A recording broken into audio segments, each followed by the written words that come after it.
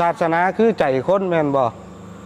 โตแทนขององค์ศาสดาคือหยังบัดคือโตแทนพระพุทธเจ้าคือหยังพระพุทธรูปแม่นบ่บ่แม่นพระพุทธรูปบ่แม่นติบ่แม่นพระพุทธรูปเป็นหยังเป็นวัตถุเอาปูนมาปั้นเอาสีทองมาทาก็เป็นพระพุทธรูปได้แม่นบ่ไผเป็นผู้เฮ็ดบัดก็คนเป็นผู้ปั้นขึ้นมาแต่ว่าเว้าอยู่นี่บ่ได้ลบหลู่พระพุทธรูปเด้ครูบาก็กราบมื้อละหลายเทื่ออยู่เด้ที่เว้าอยู่นี่คือเฮานี่เว้าเพื่อให้เกิดปัญญาบ่เว้าเพื่อลบหลู่สัญลักษณ์องค์สมเด็จสัมมาสัมพุทธเจ้าเฮาก็กราบไหว้อยู่ซุมื้อแต่ว่าการกราบของหมู่เฮานี่มันต่างกันเด้บัดการกราบของครูบามันสิกราบเข้าไปทางในพุ่นเด้